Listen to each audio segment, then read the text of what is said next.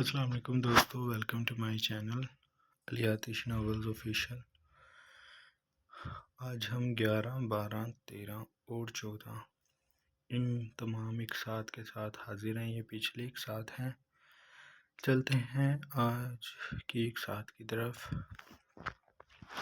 وہ جب کمرے میں آیا تو جاسیہ بیٹھی گراؤنڈ سے کمر ٹکا کر سو رہی تھی۔ اس نے گھٹنوں کو باہم ملا کر ان کے گرد باہیں لپیٹ رکھی تھی۔ اس کا دوپٹہ اس کے کاندھے سے ڈھلکا ہوا تھا۔ ریان ملک دھیمے قدموں سے چلتا اس کے سر پہ آ گیا تھا۔ اس وقت جاسیہ کے چہرے پہ زمانوں کا سکون تھا اور معصومیت تھی۔ وہ اس کے سامنے دھیرے سے بیٹھ گیا، ایسے کہ جاسیہ کی نیند نہ کھل جائے۔ وہ نہیں چاہتا تھا کہ اس پری کی نیند کھلے، لیکن وہ خود بے اختیار کھو رہا تھا۔ اس نے محبت سے انگلی اس کے ماتھے پہ رکھی اور پھر وہاں موجود بال پیچھے کیے اور پھر انگلی آہستہ آہستہ اس کے رخساروں پر لے آیا۔ اس کا لمس پرحدت تھا۔ جاسیہ کے جسم میں بے چینی سی ہوئی۔ اس نے آہستہ سے پلکیں وا کی تو بوجھل آنکھوں سے اسے دیکھا۔ جب اسے اٹھتا دیکھ مسکرا رہا تھا۔ سو جاؤ۔ وہ اسے اپنے سینے میں بھیجنے کو آگے ہوا تھا کہ وہ سمٹ گئی۔ ریان کے ماتھے پہ بل پڑ گئے۔ یہ لڑکی اسے خود کے قریب آنے ہی نہیں دیتی تھی۔ میں آج ہوش میں ہوں اور شاید میری بات سن کر تمہیں بھی خوشی ہو۔ وہ خود پہ قابو پاتے پھر سے حشاش بشاش لہجے میں بولا تھا۔ جاسیہ کے چہرے پہ زخمی مسکان پھیل گئی۔ میں اب کبھی خوش نہیں ہو سکوں گی، وہ بولی تو اس کے لہجے میں ٹوٹ جانے کا خوف دکھ تھا۔ میری جان، ریان نے اس کے دونوں ہاتھ پکڑے۔ تمہیں پتہ ہے بابا اور ماں کل تمہیں تمہارے گھر لے جا رہے ہیں۔ انہوں نے مجھے کہا ہے کہ تمہیں گھر بھیج دوں۔ اس کے بعد ہم بارات کے ساتھ تمہیں واپس اس حویلی لائیں گے۔ وہ خوشی سے اسے بتا رہا تھا۔ جاسیہ ششدر سے اسے دیکھ رہی تھی۔ آپ جھوٹ بول رہے ہیں، اس نے بے یقینی سے پوچھا تو ریان نے کہکا لگایا۔ میں جانتا تھا تمہیں یقین نہیں آئے گا۔ وہ اس کے قریب ہو گیا، اس کے گرد بازو پھیلایا اور بیٹھ کے گراؤنڈ سے کمر ٹکا کر اسے گردن ترچھی کر کے دیکھا، جو بے یقینی سے اسے ابھی تک پھٹی ہوئی آنکھوں سے دیکھ رہی تھی۔ لیکن یہ سچ ہے، کل تم گھر جاؤ گی اور اس کے بعد جس تاریخ پر بارات فائنل ہوگی ہم تمہیں لینے آ جائیں گے۔ پھر تو میرے قریب آنے پر رویا نہیں کرو گی نا؟ ویسے تو تم میری بیوی ہو، لیکن تمہیں اعتراض تھا نا کہ میں نے تم سے زبردستی شادی کر لی۔ تمہارے گھر والوں کو کہیں منہ دکھانے کے لائق نہیں چھوڑا۔ لیکن دیکھو اب میں سب کچھ ٹھیک کر رہا ہوں تو اب تو میں تمہیں خود میں قطرہ قطرہ اتار سکتا ہوں۔ جاسیہ کو اپنے سامنے بازوؤں سے تھام کے کیا۔ شروعات آج سے کریں، ایسے تمہیں پریکٹس ہو جائے گی۔ وہ شرارت سے بولتا اس کے سینے سے لگ کے اس کی قمیض کی ڈوریاں کھولنے لگا۔ یہ نہیں پلیز، اس نے منت بھرے لہجے سے کہا۔ کیوں، اب کیا ہوا؟ وہ بدمزہ ہوتا بولا تھا، لیکن اس نے اپنا ہاتھ نہیں روکا تھا۔ وہ اس کی قمیض کی ڈوریاں کھول چکا تھا، اس کی کمر برہنہ ہو گئی تھی۔ وہ اس پہ اپنے گرم ہاتھ نرمی سے پھیرتا اسے سہلا رہا تھا۔ مجھے وقت چاہیے، اس نے لرزتے وجود سے کہا۔ ریان نے اس کے کان پہ بائٹ لی اور اس کی کان کی لو کو زبان سے لکھ کر رہا تھا۔ جاسیہ ابھی سے گہرے گہرے سانس لینے لگی تھی۔ اس نے ریان ملک کے شرٹ کا کالر سختی سے پکڑ رکھا تھا۔ ریان اسے بہکتا دیکھ اپنے ہاتھ کو اس کی برہنہ پشت پر نرماہٹ سے پھیرنے لگا۔ وہ اسے بہکا رہا تھا۔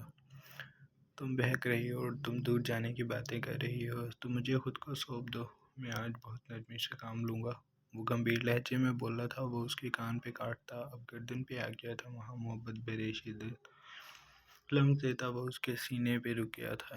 جاسیہ کو اس نے اپنے سینے سے لگایا تھا۔ جاسیہ کو لگا وہ اس کی جان لے رہا ہے۔ ریان، اس نے پہلی بار اس کا نام لیا تھا۔ ریان ٹھہر گیا۔ اس کی بہکتی حالت میں اس نے جس بے بسی سے اسے پکارا تھا، ریان کو اس کا انداز اچھا لگا۔ ایک بار میرا نام لو ایسے ہی۔ وہ اس کے سینے میں چہرہ چھپا کر اپنے वहाँ مس کرتا بولا تو جاسیہ گہرے گہرے سانس لے رہی تھی۔ اس نے ریان کی شرٹ شدت سے تھام لی تھی۔ ریان پلیز آج نہیں۔ ریان نے مخمور نگاہیں اٹھا کر اسے دیکھا۔ صرف آج۔ جاسیہ نے اسے نرم پڑتا دیکھا تو تیزی سے سر ہلایا۔ اچھا، وہ ایک دم سے پیچھے ہوا تھا۔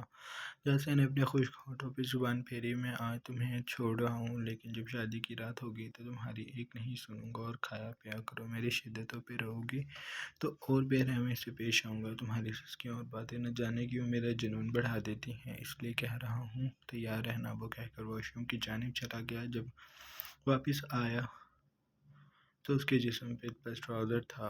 وہ آ کر بیڈ پہ لیٹ گیا۔ لیٹ جاؤ، تمہیں کچھ بھی نہیں کہوں گا، بس حق کر کے سو جاؤں گا، وہ معصومیت سے آنکھیں پٹپٹا کر بولا تھا۔ اس کی آنکھوں میں شرارت تھی۔ جاسیہ اپنی جگہ سے نہ ہلی تو اس نے بازو سے پکڑ کر اسے کھینچا۔ وہ اس کے فراق سینے پہ گر گئی۔ ریان، آپ نے وعدہ کیا تھا۔ اسے لگا وہ بہک رہا ہے۔ وہ دونوں ہاتھ اس کے سینے پہ ہتھیلی کے بل رکھ کر اسے دور ہو رہی تھی۔ میں نے وعدہ نہیں کیا میرے بچے، میں بس تمہیں مہلت دے رہا ہوں، لیکن اگر تم نے میری بات نہ مانی تو سب کچھ بھول جاؤں گا، پھر روتی رہنا۔ وہ ایک دم سے ہی دھمکی پہ آ گیا تھا۔ اب لیٹو مجھ پہ، میں نے تمہیں حق کرنا ہے۔ وہ اپنی باہیں کھول کر اسے اپنے اوپر لیٹنے کا کہہ رہا تھا۔ وہ نہ چاہ رہا اسے اس کے سینے پہ بکھرتی چلی گئی۔ ریان ملک نے اسے اپنی باہوں میں سمیٹ لیا۔ میرا اچھا بچہ، اس نے جاسیہ کی پیشانی پہ لب رکھے اور آنکھیں موند لی۔ جاسیہ کچھ لمحے بے چین رہی، پھر نہ جانے کب وہ سو گئی، اسے خبر تک نہ ہوئی۔ اگلے روز وہ ناشتے کے بعد جاسیہ کو تیار ہونے کا کہہ کر خود باہر چلا گیا تھا۔ لاؤنج میں اس وقت سبھی موجود تھے۔ جب وہ تیار ہو کر باہر آئی تو اس نے ہلکے پیلے رنگ کا فراک پہن رکھا تھا جس کے اوپر موتی لگے تھے۔ سفید دوپٹے کو اس نے اچھے سے خود کے گرد لپیٹ رکھا تھا۔ ریان نے اپنے وعدے کے مطابق اس کو رات آرام سے سونے دیا تھا۔ وہ اسے باہوں میں شدت سے سمیٹ کر سو گیا تھا۔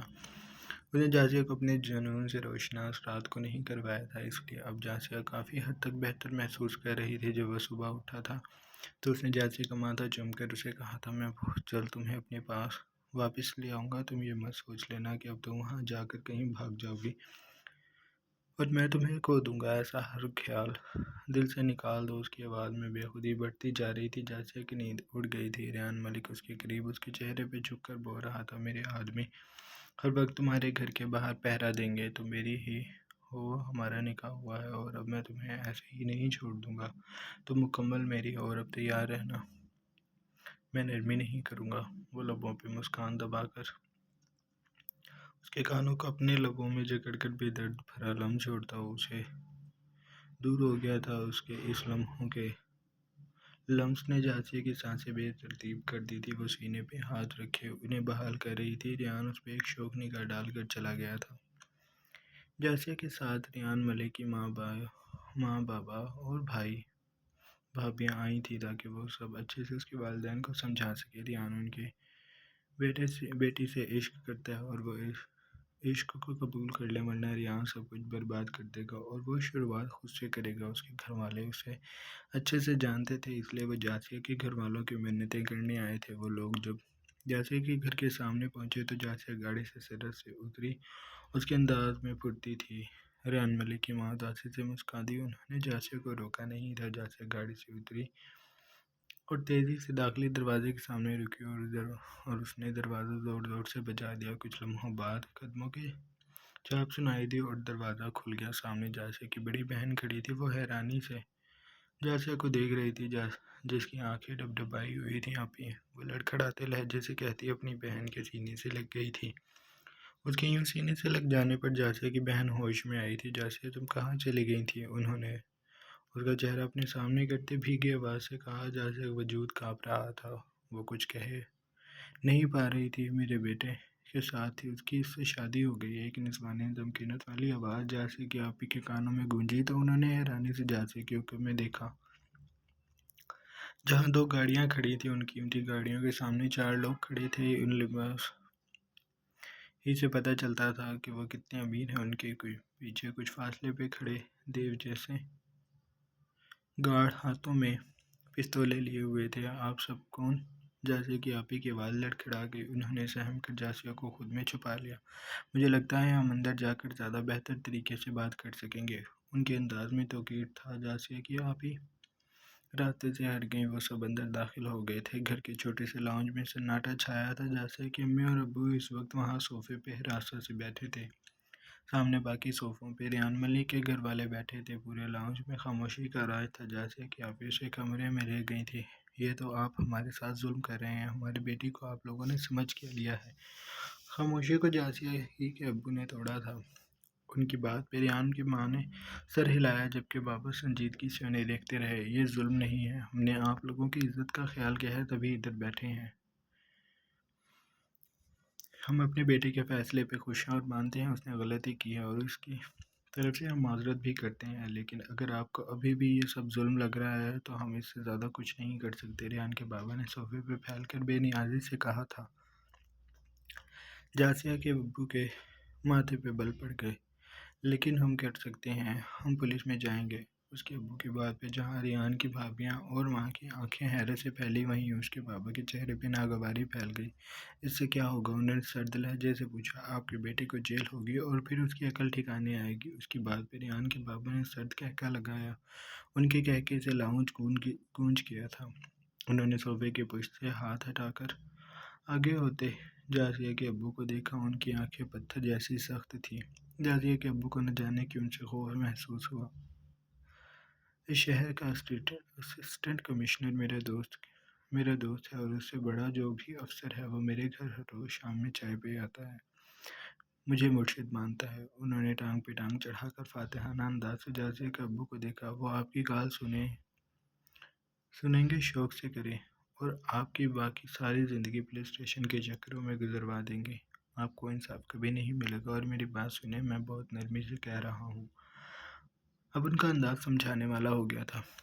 میرا بیٹا برا نہیں ہے، وہ بہت اچھا ہے، اور سب سے اچھی بات یہ ہے کہ اسے آپ کی بیٹی سے محبت اور اس نے شادی بھی کر لی ہے، اسے استعمال کر کے چھوڑا نہیں ہے، وہ اسے ابھی بھی اپنے ساتھ رکھنا چاہتا ہے۔ آپ کیوں میری بات نہیں سمجھ رہے؟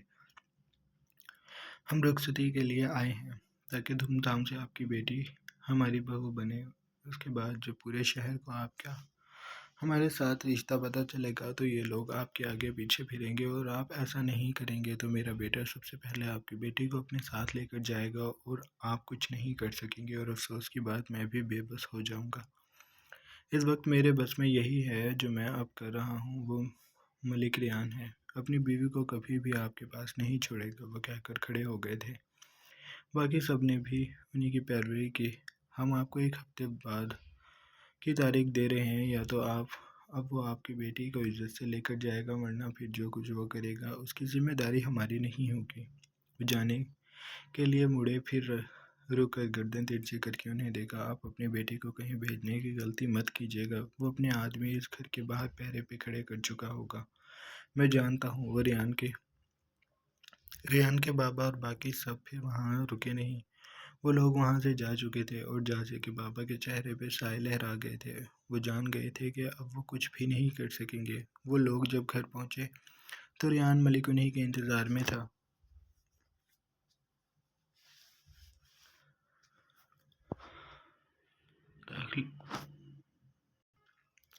داخلی دروازے سے سب کو اندر آتا دیکھ وہ تیزی سے ان کے پاس گیا۔ وہ اس وقت جینز کی پینٹ اور نیلی شرٹ میں ملبوس تھا۔ کالے بال ماتھے پہ بکھرے تھے اور سیاہ آنکھیں بے چین تھی۔ لمبا چوڑا ریان ملک مضطرب لگتا تھا۔ کیا کہا انہوں نے؟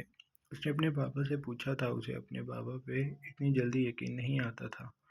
وہ اپنے بابا کو جانتا تھا کہ اتنی جلدی ہار نہیں مانتے، لیکن وہ اس بات سے ناواقف تھا کہ اولاد کے سامنے سارے ماں باپ بے بس ہو جاتے ہیں۔ تمہیں کیا لگتا ہے؟ اس کے بابا اس کا تعصب بغور دیکھ رہے تھے۔ ان کا چہرہ سپاٹ تھا۔ آپ نے انہیں نہیں منایا ہوگا۔ میں اب اسے کھو دوں گا۔ اس نے اپنا بال مٹھی میں جکڑے تھے۔ اس کے بابا اور ماں نے ایک دوسرے کو ایک لمحے کو دیکھا، پھر وہ ایک ساتھ آگے بڑھے اور اس کے ہاتھ پکڑے۔ میری جان، ماں نے اسے اپنے سینے سے لگایا، تم اپنی شادی کی تیاری کرو۔ ہم نے ان سے بات کر لی ہے، تم کو چاہو اور ہم وہ نہ کریں، ایسا بھلا کبھی ہوا ہے؟ ماں نے اسے الگ ہو کر اس کے بال سنوارے۔ اس نے بابا کو دیکھا۔ سچ میں وہ ابھی بھی بے یقین تھا۔ ظاہر سی بات ہے ریان، ہم تم سے محبت کرتے ہیں، تمہاری بات کیسے ٹال سکتے ہیں؟ وہ مان گئے ہیں۔ بابا نے مسکرا کر اس کی گال پہ ہاتھ رکھا تو وہ اس کا چہرہ کھل گیا۔ I love you بابا۔ وہ بابا کے گلے لگ گیا تھا۔ بھابیاں جا چکی تھی اور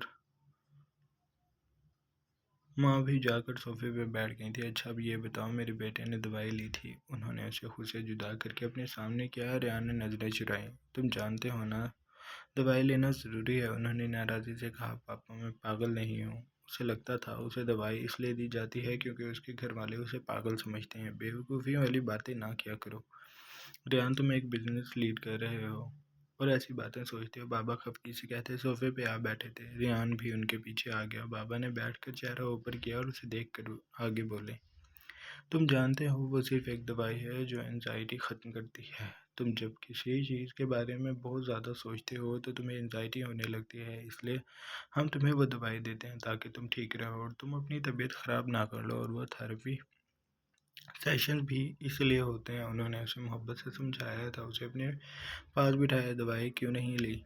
انہوں نے اب کی بات سنجیدگی سے پوچھا تھا۔ پریشان تھا، وہ چہرہ جھکا کر بولا، اور پچھلے ہفتے کا سیشن بھی نہیں لیا تم نے؟ تمہارے ڈاکٹر مجھے بتا رہے تھے۔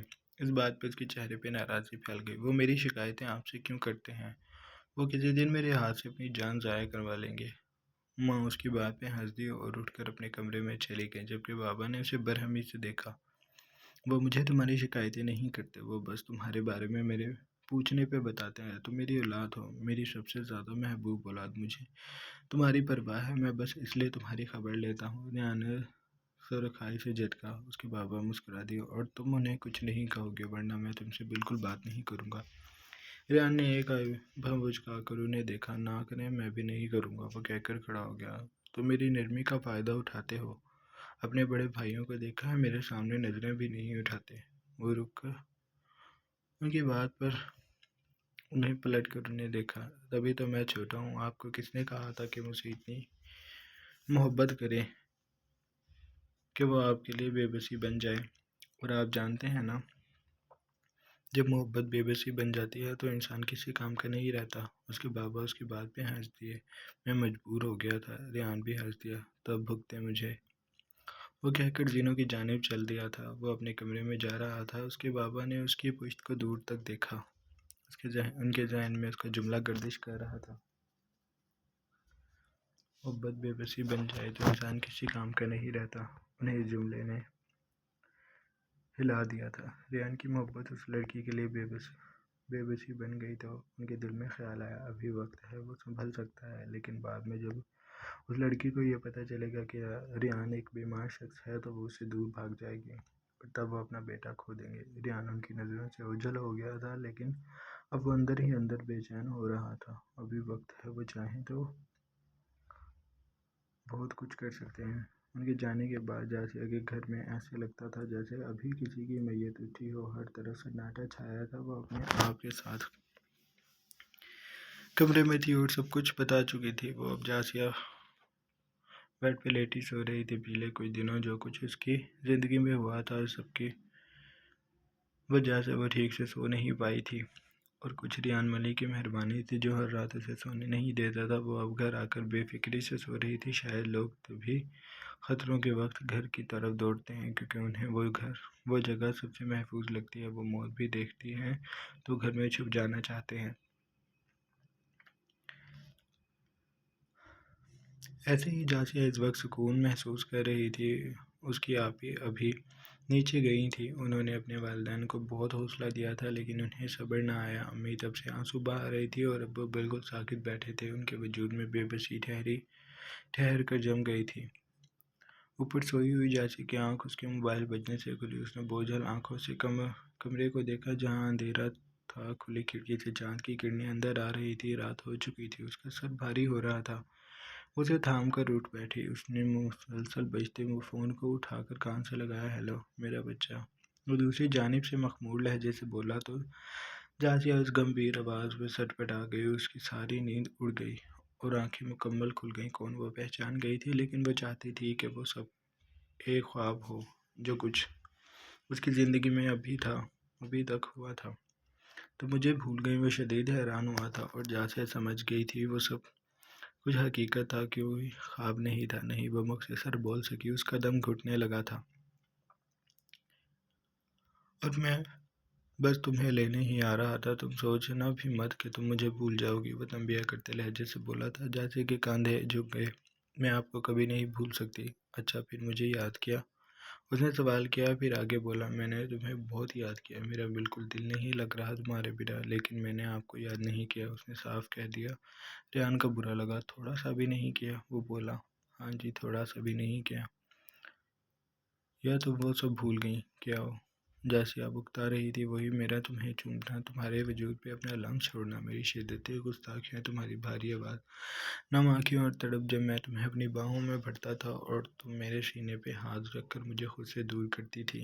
مجھے تو سب کچھ یاد ہے، تمہارا سزک کر مجھے ہٹاتے ہوئے بہک جانا، اور وہ شرارت بھری بے باکیوں سے، اور بھی بہت کچھ کہنا چاہتا تھا لیکن جاسیہ نے سرخ ہوتے اسے ٹوکا۔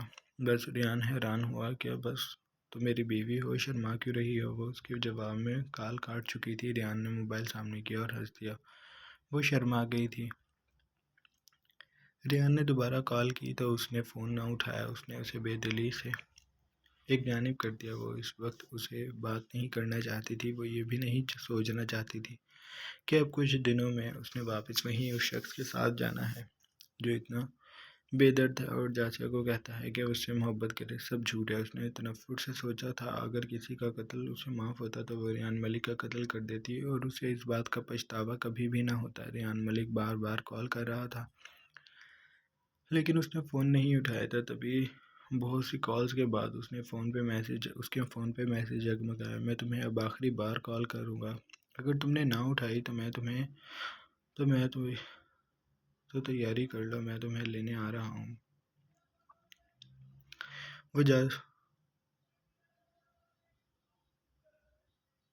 وہاں جاتے ہی تمہارے بہت پر نکل آئے ہیں۔ اس کے میسج سے ہی اس کا غصہ جھلک رہا تھا، جیسے کہ ریڑھ کی ہڈی میں سنسنی دوڑ گئی۔ اس شخص سے کچھ بعید نہ تھی، وہ آ بھی سکتا تھا، اس لیے اب کی بار اس نے پہلی بیل پہ کال اٹھا لی۔ کال کیوں کاٹی تھی؟ وہ سختی سے بولا، آپ کی باتوں کی وجہ سے۔ اس نے صاف گوئی سے کام لیا۔ ریان کے چہرے پہ تبسم بکھر گیا۔ پھر دوبارہ کال اٹھائی کیوں نہیں؟ میں تمہیں فارغ لگتا ہوں جو بار بار کالز کرتا رہوں گا؟ وہ بظاہر ناراضی سے بولا تھا لیکن اس کی آنکھوں میں شریر پن تھا۔ وہ جاسیہ کو غصہ دلانا چاہتا تھا، مجھے یہ لگتا ہے کہ آپ کو میرے علاوہ کوئی کام نہیں ہے، ہر وقت مجھ پہ نظر رکھتے ہیں، آپ کوئی کام کیوں نہیں کر لیتے؟ کوئی ڈھنگ کا کام؟ ریان کو اس کی جلے بھلے انداز پر ہنسی آ رہی تھی لیکن اس نے ضبط کی۔ تو مجھے تم پہ نظر نہیں رکھنی چاہیے؟ وہ پوچھنے لگا۔ لان کی گھاس پہ رات پھیلی تھی، وہ جینس کی پینٹ اور نیلی شرٹ میں ہی ملبوس تھا۔ شرٹ کے اوپر کے بٹن کھلے تھے، اس کا فراق سینہ وہاں سے دکھائی دیتا تھا۔ وہ ٹانگ پہ ٹانگ جمائے بیٹھا تھا، بال ماتھے پہ بکھرے تھے، اس کے بال خمدار تھے، ماتھے پہ بکھرے، وہ بہت خوبصورت لگتے تھے۔ ہلکی بڑی سی شیو اس پہ سوٹ کر رہی تھی، وہ اسرف حلیہ میں بھی بہت خوبرو لگتا تھا۔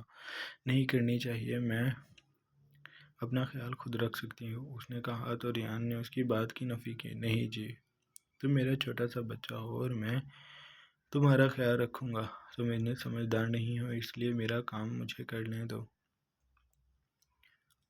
ٹوکا مت کرو ورنہ میں تمہیں بخشوں گا نہیں۔ پھر تم رو بھی پڑتی ہو، اگر اتنی ہی ہمت ہے تو میرے قریب آنے سے روتی کیوں ہو؟ میرا ساتھ دیا کرو، وہ مسکان دبا کر کہہ رہا تھا۔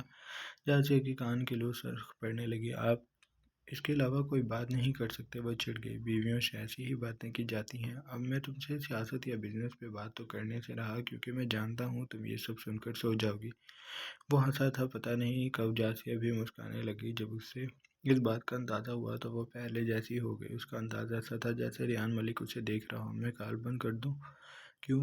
میں نے نیچے جانا ہے، کیا کرنا ہے؟ کھانا کھانے۔ ابھی تم نے کھانا بھی نہیں کھایا؟ وہ تعجب سے بولا تھا۔ ہاں جی، سو رہی تھی، ابھی اٹھی ہوں، اب کھانا کھاؤں گی۔ تم بہت لاپرواہ ہو، اب اگر تم نے کھانے پینے میں لاپرواہی کی تو اچھا نہیں ہوگا۔ اب جاؤ کھانا کھاؤ، لیکن کل بات کروں گا، اس نے کہہ کر فون بند کر دیا تھا۔ جاسیہ نے سکون کا سانس لیا اور پھر فون رکھ کر نیچے آ گئی۔ نیچے ویسا ہی سناٹا چھایا ہوا تھا۔ جاسیہ کے ابو صوفے پہ بیٹھے تھے، اسے آتا دیکھ وہ سیدھے ہوئے، جاسیہ کو اپنے پاس بٹھا کر انہوں نے اسے اپنے سینے سے لگا لیا تھا۔ مجھے معاف کر دو بیٹا، میں بہت بے بس ہوں۔ ان کی آواز بھاری ہو گئی تھی۔ جاسیہ تڑپ گئی، وہ ان کے قدموں میں بیٹھ گئی۔ بابا ایسا نہ کہیں۔ نہیں بیٹا، تمہارا باپ بہت بے بس ہے، میں ان سے لڑ نہیں سکتا، وہ بہت اونچے لوگ ہیں، میرے پاس کوئی اور راستہ نہیں ہے۔ اسے آگے نہ بولا گیا۔ جیسے انہیں چہرہ اٹھا کر دیکھا، ان کی آنکھیں نم تھیں۔ اس نے ان کی آنکھیں پوچھی، آپ یہ نہ سوچیں کہ آپ نے میرے لیے کچھ نہیں کیا بابا، وہ شخص اب میری قسمت بن چکا ہے، میں اسے بھاگ نہیں کر کہیں بھی نہیں جا سکتی، آپ خود کو ملال نہ کریں، میں وہی کروں گی جیسا وہ چاہتا ہے، وہ مجھے حاصل کرنا چاہتا ہے نا میں اس کی ہو جاؤں گی، آپ تاریخ طے کر لیں، مجھے اب کسی بات کا دکھ نہیں ہوگا کیونکہ میں جان گئی ہوں میرا نصیب وہی ہے۔ وہ کہہ کر ان کے گھٹنے پہ سے ٹکا کر پھر سے بیٹھ گئی تھی۔ امی اور اس کی آپی کچن میں تھی، شام کا کھانا اب رات گئے بنا تھا، وہ بھی جیسے کہ آپی نے آ کر امی پہ زور دیا تھا وہ مانی تھی، ورنہ کسی کو بھی بھوک نہیں لگ رہی تھی۔ کچھ دیر بعد جیسے اپنے بابا کو زبردستی ڈائننگ ٹیبل پہ لے آئی تھی، امی نے کھانا آپی کے ساتھ مل کر لگا لیا تھا۔ وہ سب ایک دوسرے کی خاطر کھانا کھانے لگے تھے۔ کھانا کھا کر جب وہ اوپر اپنے کمرے میں آئی تو آپی اسی کے ساتھ آئی تھی۔ انہوں نے جاسیہ کو بیڈ پر لیٹتے دیکھا تو انہوں نے کہا، مجھے تم سے بات کرنی ہے۔ جاسیہ نے انہیں دیکھا، وہ لیٹنے والی تھی لیکن پھر بیڈ پہ بیٹھ گئی۔ جی کرے آپی اس کے سامنے بیٹھ کے کنارے پہ بیٹھ گئیں۔ یہ سب شروع کیسے ہوا تھا اور تم نے کسی کو بتایا کیوں نہیں؟ جاسیہ نے انہیں خالی نظروں سے دیکھا۔ میں بتانا چاہتی تھی لیکن میں اس کی طاقت جان گئی تھی اس لیے خاموش ہو گئی۔ تمہیں بتانا چاہیے تھا جاسیہ، ہم کچھ کر لیتے، اب تو سب کچھ پتہ چل گیا، اب کر لیں، وہ نہ چاہتے ہوئے بھی تلخ ہو گئی تھی۔ جب اسے اس بات کا اندازہ ہوا اور اس نے آپی کو خاموش ہوتے دیکھا تو ان کی گود میں سر رکھ لیا۔ مجھے معاف کر دیا، اس نے فوراً معافی مانگ لی تھی۔ آپی مسکرا دی، وہ اس کے ماتھے کو سہلانے لگی تھی۔ کوئی بات نہیں۔ اس کے بعد جاسیہ نے انہیں شروع سے آخر تک ساری کہانی سنا دی۔ اب میں اس کی بیوی ہوں اور وہ مجھے دور نہیں جانے دینا چاہتا، ایسا وہ کہتا ہے۔ آپی ریحان ملک کی محبت توجہ اور انداز سن کر ساکت تھی۔ انہیں وقت لگا سنبھلنے میں۔ وہ تم سے اتنی محبت کرتا ہے، انہیں یقین نہ آیا، یہ قید کرنا ہوتا ہے محبت نہیں۔ وہ ایک بار پھر تلخ ہو گئی۔ محبت تو ہوتی ہی قید ہے، ایک ایسی قید جہاں کے فرار کے سارے راستے انسان کو پتہ ہوتے ہیں لیکن وہ پھر بھی اس قید سے نہیں نکلنا چاہتا۔ تم ابھی غصے میں جو کچھ تمہارے ساتھ ہوا وہ ایسے حالات میں ہوا ہے کہ انسان نفرت کرنے ہی لگ جاتا ہے۔ لیکن سچ تو یہ ہے کہ جاسیہ، ہم سب کو کوئی ایسا ہی چاہیے ہوتا ہے جو ہم سے محبت کرے، ہم پہ توجہ دے، ہماری غلطیوں پہ ہمیں ایسے ٹوکے کہ اس کا غصہ بھی محبت بھرا ہو۔ ریحان ملک شاید ایسا ہی ہے، تم دیکھنا اگر اس کا انداز ایسا ہی رہا تو تمہیں بہت جلد اس کی بری عادت ہو جائے گی۔ جاسیہ زخمی سا مسکرا دی، ایسا کبھی نہیں ہوگا، میں اس سے کبھی محبت نہیں کر سکوں گی، اور اگر کرنے لگی تو۔ وہ آپی کے سوال پہ ایک لمحے کو چپ ہوئی، پھر بولی، جو ممکن ہی نہ ہو ان کے لیے تو، اور اگر جیسے الفاظ استعمال نہیں کرتے آپی، ایسا کبھی نہیں ہوگا۔ وہ کہہ کر لیٹ گئی تھی۔ آپی گہرا سانس لے کر وہاں سے اٹھ کر باہر چلی گئی تھی اور جاسیہ سونے لگی تھی۔ ملک شجاع کی حویلی میں ملازم اپنے کاموں میں مصروف تھے۔ صبح کی روشنی چار جانب پھیلی تھی۔ بڑے سیلون میں گھاس گیلا تھا۔ ملازم نے ابھی اس گھاس پہ پانی لگایا تھا۔ قطار در قطار لگے درخت ہوا کے ہلکوروں سے لہرا رہے تھے۔ حویلی کے اندر لاؤنج کے باہر ڈائننگ پہ سبھی بیٹھے ناشتہ کر رہے تھے۔ سربراہی کرسی پہ ملک شجاع پورے شان سے بیٹھے تھے، کاٹن کے سوٹ میں ملبوس، وہ سنجیدگی سے ناشتہ کر رہے تھے، باقی سب بھی ناشتہ کر رہے تھے۔ ملازم خاموشی سے وہاں اور لوازمات رکھ رہے تھے۔ ریحان نہیں اٹھا۔ ملک صاحب نے اپنی بیوی سے پوچھا تو انہوں نے سر نہ میں ہلایا۔ وہ پھل کھا رہی تھی، نیلے کامدار سوٹ اور بھاری زیور اپنے وجود پہ سجائے، وہ میک اپ سے ہٹے چہرے پہ ہلکی سی مسکان لا کر انہیں دیکھ رہی تھی۔ اسے چاہیے کہ ایک وقت کا کھانا تو ہمارے ساتھ کھایا کرے، اس کا شہر سے آنے کا کیا فائدہ؟ ملک شجاع کا غصہ۔ ان کی بیوی نے کاندھے اچکائے، آپ ہی کا لاڈلا ہے، آپ کیوں نہیں کچھ کہتے اسے؟ ان کی بات پہ ملک شجاع نے سر جھٹکا، میری سنتا ہی کہاں ہے، اور تم بھی اس کا خیال رکھا کرو، کل سے اس نے دوائی نہیں لی تھی، پچھلے کچھ دنوں سے سیشن پہ بھی نہیں جا رہا ہے، ایسا کرتا رہا تو سب کچھ ٹھیک کیسے ہوگا؟ میں اس کے اکیلے شہر رہنے کے ویسے ہی خلاف ہوں، اگر وہ میری نہیں سنتا تو میں اسے کبھی وہاں اکیلے نہ رہنے دیتا، پتہ نہیں وہاں کیسے اکیلا پن خیال رکھتا ہوگا۔ وہ غصہ کرتے ہوئے فکر پہ آ گئے تھے۔ ماں نے گہری سانس لی، میں تو خود نہیں چاہتی کہ وہ وہاں رہے، اور میں اسے کہوں گی کہ دوائی وقت پہ لیا کرے، سیشن پہ بھی جائے۔ انہوں نے سیب کی کاش کھاتے کہا تھا، ہاں کہنا مجھے پریشانی رہتی ہے۔ وہ ناشتہ کر چکے تھے، چائے کا گھونٹ بھر کر وہ کھڑے ہو گئے تھے۔ ہاں جی ٹھیک ہے، ویسے دیکھا جائے ایک طرف سے اچھا ہی ہے۔ کیا ان کی بات مکمل ہونے سے پہلے ہی ملک شجاع نے پوچھا تھا، یہی کہ ریان کی شادی کر رہا ہے اور اپنی پسند سے، اب اس کی بیوی اس کا خیال وہاں رکھا کرے گی، ہماری نہ صحیح اس کی تو سنے گا ہی۔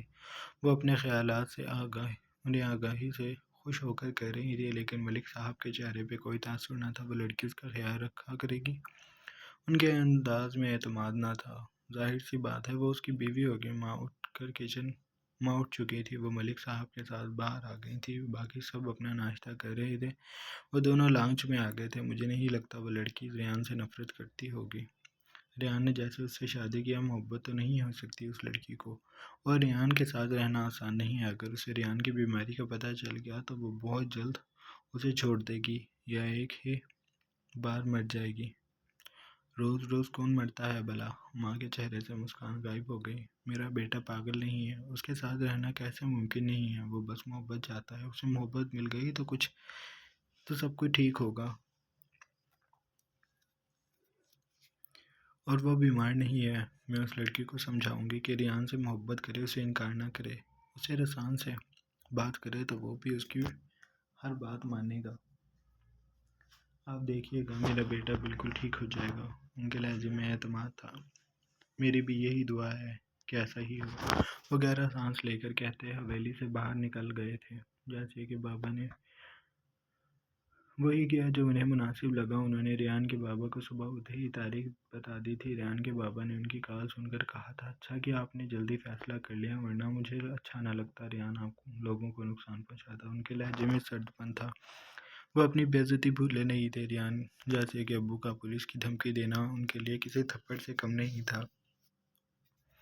اور اس کے بیٹے کے لیے جسے وہ خود ٹوٹ کر پیار کرتے تھے، جسے آج تک انہوں نے کبھی کچھ نہیں کہا تھا، تو یہ سب کیسے سن سکتے تھے کہ ان کے بیٹے کو کوئی پولیس کے حوالے کرنے کی بات کر رہا تھا۔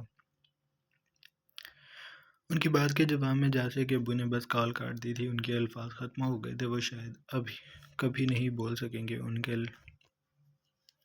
ان کے لیے ایک نئے مسئلوں کا انبار لگا تھا۔ ایک دم سے بیٹی کی شادی کوئی مذاق نہیں تھا، لیکن ملک ریان کا انہیں نہیں پتا تھا۔ انہیں یہ ضرور معلوم تھا کہ ان کا ایک خاندان ہے جس میں طرح طرح کی باتیں ہوں گی۔ ہائے اللہ، ایک دم سے شادی! ابھی تو وہ کالج جا رہی تھی، اور جب ہم نے رشتہ مانگا تھا تو ٹال دیا تھا، اور اب سیدھا شادی، وہ بھی کچھ ہی دنوں میں۔ میں اس ردا کو بھی بلا لیا، یعنی کھچڑی پہلے سے بن رہی تھی، بس ہمیں اطلاع نہ ہوئی ہے۔ سنا ہے بہت کھاتا پیتا خاندان ہے، کافی امیر ہے۔ امیر نہیں، رئیس ہیں۔ ملک شجاع کے گھر شادی ہو رہی ہے اس کے چھوٹے بیٹے سے۔ اس کے تو بیٹے کے نام اتنے جائیداد ہے کہ حساب لگانا مشکل ہے۔ میرا بیٹا کہہ رہا تھا ٹاپ کا بزنس مین ہے اور کروڑوں کماتا ہے۔ بھائی تبھی تو ایک دم سے شادی کر رہے ہیں، ورنہ تو ٹالتے نہیں تھک رہے تھے، اور اب دیکھ لو۔ ہاں بھائی، رشتہ اچھا ہوگا تو سبھی کریں گے، پھر کیا پڑھائی کیا نوکری۔ پورے خاندان میں یہ بات آگ کی طرح پھیلی تھی، سب اپنی اپنی بولیاں بول رہے تھے۔ یہ سب باتیں جاسی اور اس کے گھر والوں تک بھی پہنچ چکی تھیں، لیکن وہ سب بس خاموش تھے۔ کچھ نے تو اس بات کی تصدیق بھی کر دی تھی کہ انہوں نے جاسیہ کو ریان ملک کے ساتھ پھرتے بھی دیکھا ہے، ضرور اس کا چکر پہلے سے ہی تھا۔ ہر ایک نے اپنے دل کی کہی تھی، لیکن جاسیہ ہی جانتی تھی کہ وہ یہ شادی کیوں کر رہی ہے۔ لوگ اس کی قسمت پہ رشک کر رہے تھے اور وہ ماتم کر رہی تھی، سوگ منا رہی تھی۔ ان کی رخصتی اسی جمعے کی تھی، اور اس جمعے میں 2 دن ہی باقی تھے۔ ملکوں کی حویلی پہ جیسے عید کا ماحول تھا، وہاں سبھی جگہ روشنیاں کر دی گئی تھی، پورے گاؤں میں مٹھائیاں بانٹی گئی تھی، سب لوگوں کو خوشی میں شریک ہونے کی دعوت دی گئی تھی۔ ہر طرف خوشی کا سما تھا، اور یہ سب دیکھ کر ریان بہت خوش تھا۔ وہ چاہتا تھا کہ جاسیہ اب کی بار جب دلہن بنے تو اس کی پسند کا جوڑا ہو اور زیور پہنے، اس لیے اس نے جاسیہ کو کال کی کہ وہ تیار ہو جائے، ریان اسے لینے آ رہا ہے۔ کیوں؟ وہ بغیر کسی دلچسپی کے بولی۔ اس کا انداز سرد تھا۔ ہماری شادی کی شاپنگ کرنے جانا ہے، تمہارے لیے سامان لینا ہے۔ وہ پرجوش تھا۔ ہماری شادی ہو چکی ہے، یہ بس رسمیں ہیں، آپ کو جو ٹھیک لگے میرے لیے لے آئیں۔ جب بات عمر بھر کی قید ہی کی ہے تو اس سے کیا فرق پڑتا ہے کہ اس قید خانے میں کھڑکیاں کتنی ہیں، کیونکہ کھڑکیاں جتنی بھی ہوں دروازہ بند ہو تو کمرے اونچے ہو جاتے ہیں اور کھڑکی کے باہر کھائی ہوتی ہے۔ میری بھی ہر کھڑکی کھائی کی طرف کھلتی ہے۔ وہ اپنی رو میں بول رہی تھی۔ ریان ملک نے اسے صبر سے سنا۔ لیکن میں چاہتا ہوں کہ تم اب کی بار دوبارہ میرے لیے تیار ہو، میری دلہن بنو، وہ رسان سے کہہ رہا تھا۔ مجھے کہیں نہیں جانا، پلیز ضد نہ کریں، وہ دو ٹوک انداز میں بولی تھی۔ تم میری نرمی کا فائدہ اٹھا رہی ہو، ایک ہی دم غصے سے بولا تھا۔ میں بس چپ۔ وہ دھاڑا تھا۔ جاسیہ فون کی دوسری جانب بھی کانپ گئی تھی۔ اگر تم میرے پاس آنے سے پہلے تیار ہو کر مجھے نہ ملی تو اپنے انجام کا خود ذمہ دار ہوگی۔ وہ کہہ کر ٹھک سے کال کاٹ چکا تھا اور جاسیہ اپنا سر پکڑ کر بیٹھ گئی تھی۔ وہ گاؤں سے چل پڑا تھا جب وہ جاسیہ کے گھر سے کوئی دور تھا۔ اس نے کال کر کے اسے کہہ دیا تھا کہ وہ اسے دروازے پہ لینے مل لے ورنہ اچھا نہیں ہوگا، اور جب وہ دروازے پہ پہنچا تو وہاں وہ پہلے ہی کھڑی تھی۔ ریان کے چہرے پہ مسکان دوڑ گئی۔ اس نے گاڑی کا دروازہ جاسیہ کے لیے کھولا۔ وہ فرنٹ سیٹ پہ بیٹھ گئی۔ ملک ہلکے گلابی رنگ قمیض شلوار اور سفید دوپٹہ سر پہ اوڑھے، اس نے چہرے پہ ہلکا میک اپ کیا ہوا تھا۔ اس کا چہرہ جھکا ہوا تھا، اس کی آنکھیں بھیگی تھیں۔ جب وہ گھر سے نکل رہی تھی تو اس کی امی نے اس سے پوچھا کہ وہ کہاں جا رہی ہے، اور اس وقت اسے ابو کے سامنے یہ بتاتے ہوئے بہت شرم آ رہی تھی کہ وہ ریان کے ساتھ جا رہی ہے۔ اگر وہ نہ جاتی تو ریان پتہ نہیں کیا کرتا، اور اب ابو اور امی کی آنکھوں میں جو کچھ تھا وہ اسے گھائل کر گیا تھا۔ وہ یوں سمجھ رہے تھے جاسیہ اس شادی سے بہت خوش ہے اور وہ بس رات کو ڈرامے تھے۔ اب تو وہ اس کے ساتھ گھومنے پھرنے چل پڑی ہے، لیکن جاسیہ انہیں کیا بتاتی، اس لیے وہ بس چہرہ جھکائے بیٹھ گئی، باہر آ گئی تھی، اور اب اس کا دل کر رہا تھا کہ وہ چیخ کر روئے۔ میری طرف تو دیکھو میری جان۔ وہ گاڑی سٹارٹ کر چکا تھا۔ سڑک پہ شام کی سیاہی پھیل رہی تھی۔ تم رو رہی ہو، وہ اس کے چہرہ اوپر نہ کرنے پر بولا تھا۔ اس نے ایک طرف گاڑی روک لی تھی۔ اس نے جاسیہ کو چہرہ زبردستی اوپر کیا۔ کیوں رو رہی ہو؟ آپ کی وجہ سے، وہ سسکتے ہوئے بولی۔ ریان نے اسے برہمی سے دیکھا۔ اب میں نے کیا کر دیا؟ وہ ایسے پوچھ رہا تھا جیسے اس نے کچھ بھی نہیں کیا، جبکہ سارا کیا دھرا اسی کا تھا۔ آپ مجھے ایک ہی بار کیوں نہیں مار دیتے؟ یہ ہر روز کی موت، مجھ سے نہیں مرا جا رہا۔ آپ میرا ایک ہی بار گلا دبا دیں۔ اس نے جنونی انداز میں ریان کے ہاتھ پکڑ کر اپنی گردن پہ رکھ دیے تھے۔ مار دیں مجھے تاکہ مجھے سکون ملے، وہ بھرائی آواز میں بولی تھی۔ ریان اسے سنجیدگی سے دیکھتا رہا۔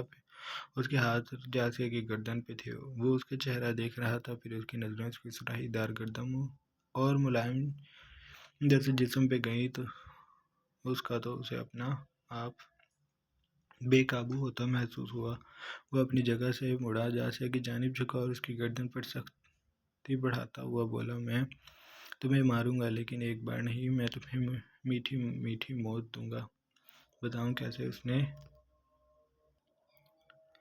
نے روک کر اس سے پوچھا۔ جاسیہ اس کے ارادے سمجھتی سٹ پٹائی تھی، لیکن اس کے فرار کے راستے بند تھے۔ ریان نے ایک جھٹکے سے اپنے قریب کیا اور اس کے لبوں کو بے دردی سے اپنے لبوں میں دبا کر وہ اس کی سانسیں بند کر رہا تھا۔ جاسیہ چھٹپٹا رہی تھی، وہ کسی مچھلی کی طرح تڑپ رہی تھی، لیکن وہ اس کے ہونٹوں کو اپنے ہونٹوں میں بھی کبھی دانتوں میں دباتا اسے بے حال کر رہا تھا۔ جاسیہ کی گردن کو چھوڑ کر اس نے اس کے سینے پہ ہاتھ بڑھا دیے تھے۔ وہ اسے مکمل بے بس کرنا چاہتا تھا۔ جاسیہ نے بڑی مشکل سے اسے خود سے دور کیا تھا۔ کتنی ہی دیر وہ اپنی سانسیں بحال کرتی رہی۔